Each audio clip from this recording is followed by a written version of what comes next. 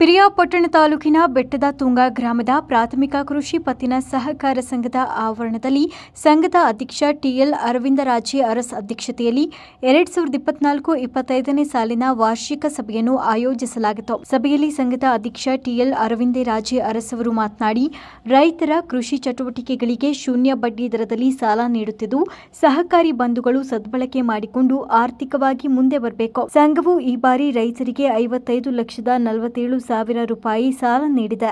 ಗ್ರಾಮಾಂತರ ಪ್ರದೇಶದ ಸಾರ್ವಜನಿಕರಿಗೆ ಅನುಕೂಲವಾಗುವ ದೃಷ್ಟಿಯಿಂದ ಸಿಎಸ್ಸಿ ತೆರೆಯಲಾಗುವುದು. ಹಾಗೆಯೇ ಮುಂದಿನ ದಿನಗಳಲ್ಲಿ ಸಂಘದ ವತಿಯಿಂದ ರೈತರಿಗೆ ರಸಗೊಬ್ಬರ, ಬಿತ್ತನೆ ಬೀಜವನ್ನು ವಿತರಿಸಲಾಗುವುದು. ಸಾಲ ಪಡೆದ ರೈತರು ಸಕಾಲದಲ್ಲಿ ಮರುಪಾವತಿ ಮಾಡಿ ಸಂಘದ ಅಭಿವೃದ್ಧಿಗೆ ಕೈಜೋಡಿಸಬೇಕು ಅಂತ ತಿಳಿಸಿದರು. ಸಭೆಯಲ್ಲಿ ಮೈಸೂರು ಜಿಲ್ಲಾ ಸಹಕಾರ ಕೇಂದ್ರ ಬ್ಯಾಂಕಿನ ಮೇಲ್ವಿಚಾರಕ ಯತೀಶ್ ಟಿ ಮಾತನಾಡಿ, ಸಂಘದ ಸದಸ್ಯರು ಯಶಸ್ವಿನಿ ಯೋಜನೆ ನವೀಕರಣ ಮಾಡಿಸಿಕೊಳ್ಳಿ, ಮುಂದಿನ ದಿನಗಳಲ್ಲಿ ಹೊಸ ಸದಸ್ಯರಿಗೆ ಸಾಲ ನೀಡಲಾಗುವುದು ಅಂತ ತಿಳಿಸಿದರು. ಎಲ್ಲರಿಗೂ ನಮಸ್ಕಾರ.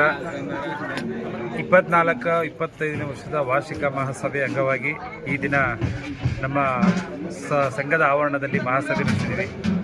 ಈಗಾಗಲೇ ನಿಮಗೆಲ್ಲ ಗೊತ್ತಿರ್ತಕ್ಕಂಥ ಹಾಗೆ ರೈತರಿಗೆ ಈಗಾಗಲೇ ಶೂನ್ಯ ಬಡ್ಡಿ ದರದಲ್ಲಿ ನಮ್ಮ ಸೊಸೈಟಿಯಿಂದ ಎಲ್ಲರಿಗೂ ಸಾಲ ವಿತರಣೆ ಮಾಡ್ತಾ ಇದ್ದೀವಿ. ಹಾಗೆ ಮುಂದಿನ ದಿನಗಳಲ್ಲಿ ಇನ್ನೂ ಹೆಚ್ಚಿನ ರೀತಿಯಲ್ಲಿ ನಮ್ಮ ರೈತರು ನಮ್ಮ ಸಂಘದಿಂದ ಉಪಯೋಗ ಪಡ್ಕೋಬೇಕು. ಎಲ್ಲರಿಗೂ ಶೂನ್ಯ ಬಡ್ಡಿ ದರದಲ್ಲಿ 3 ಲಕ್ಷದವರೆಗೂ ಸಾಲ ಈಗ ಆಲ್ರೆಡಿ ಬರ್ತಾ ಇದೆ.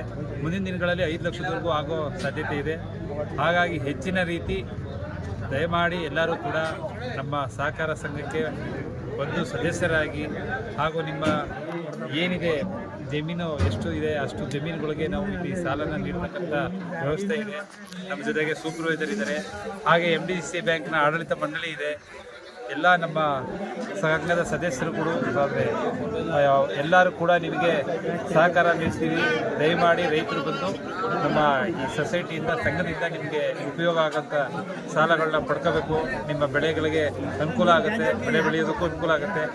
ಎಲ್ಲೂ ಕೂಡ ನಿಮಗೆ ಶೂನ್ಯ ಬಡ್ಡಿಯಲ್ಲಿ ಸಾಲ ಸಿಗೋದಿಲ್ಲ, ನಮ್ಮ ಸಹಕಾರ ಸಂಘದಿಂದ ನಿಮಗೆ ಸಿಗುತ್ತೆ. ದಯಮಾಡಿ ಅದನ್ನು ಉಪಯೋಗ ಪಡ್ಕೋಬೇಕು ಅಂತ ಈ ಮುಖಾಂತರ ನಿಮಗೆ ವಿನಂತಿಸ್ಕೊಳ್ತೇನೆ. ಧನ್ಯವಾದಗಳು.